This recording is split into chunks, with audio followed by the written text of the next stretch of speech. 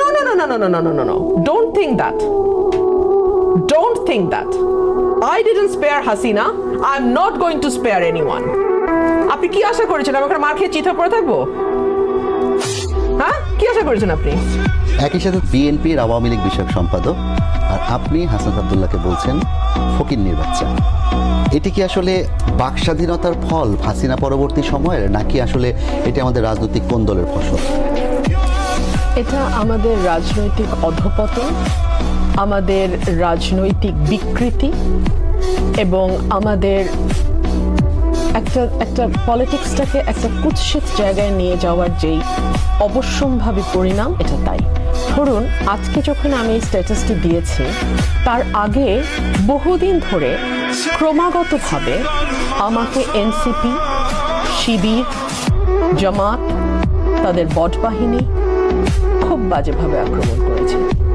গতকালকে আপনি যে ঘটনার কথা বলছেন তার একটা প্রেক্ষাপট আছে। ব্রাহ্মণবাড়িয়ার আসনের সীমানা নির্ধারণের শুনানি হচ্ছিল। সেখানে এনসিপি একটা দল হিসেবে একবারও বলে নাই উই আর রিপ্রেজেন্টিং এনসিপি। তারা তাদের পরিচয় লুকিয়েছে, এক। দুই হচ্ছে তাদের নিবন্ধন এখনো হয় নাই। সুতরাং ডিলিমিটেশনের ব্যাপারে তাদের কোনো এই মুহূর্তে তাদের আগ্রহ থাকবার কথা না, যদি থাকেও সেটা তাদের পরিষ্কারভাবে বলা উচিত ছিল। তিন, যে কারণে আমার ভুল হয়েছে, আমি প্রথমে বুঝিই নাই এনসিপি। আমি ভেবেছি ব্রাহ্মণবাড়িয়া 3-এর যিনি এমপি ক্যান্ডিডেট তার লোকজন, এখানে তারও মদত আছে, আমি সেখানেও আসবো। জেলা বিএনপি সভাপতির কথা বলছেন? আমি জেলা বিএনপির সভাপতির কথা বলছি, তার ডাইরেক্ট মদত আছে, আমি সেখানেও আসবো। তিন হচ্ছে, আমি যখন আমাকে ধরেন আপনি চেনেন না, কিন্তু আপনি তো দেখে বুঝতে পারছেন আমি একজন আইনজীবী, আমার পোশাকেই সেটা পরিষ্কার। অ্যান্ড আমি পোডিয়ামের সামনে দাঁড়িয়ে আছি, আমি representing a case. Did you, আপনি কি ভিডিওটা দেখেছেন যেখানে উনি উড়ে এসে আমার উপর ঝাঁপিয়ে পড়েছেন এবং ওনাকে দুহাত দিয়ে টেনে নির্বাচন কমিশনের লোকজন সরাতে পারছেন, ইনক্লুডিং পুলিশ। পুলিশও তাকে পেছনে টেনে ড্র্যাগ করে নিয়ে যেতে পারছেন, উনি আবারও ফিরে আসছেন।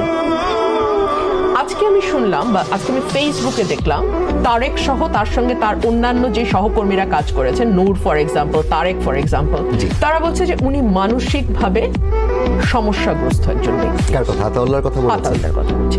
এবং ওনাকে চিনবার কোনো কারণ না। আতাউল্লাহকে কি আপনি চিনতেন গতকালের আগে? না, আমি চিনতাম, যেহেতু আমি ওদেরকে ফলো করেছি। গণমাধ্যমের কর্মী, আপনি চিনতেন, কিন্তু আতাউল্লাহকে বাংলাদেশে কেউ চেনে না। আমারও কোনো কারণ ঘটে নাই আতাউল্লাহকে চেনার। আর চিনলেও যে কেউ আমাকে যদি আঘাত করতে আসে, প্রত্যাঘাত তো আমি করবই। সো সে যখন আরেকবার গেল এবং তাকে পুলিশ সহ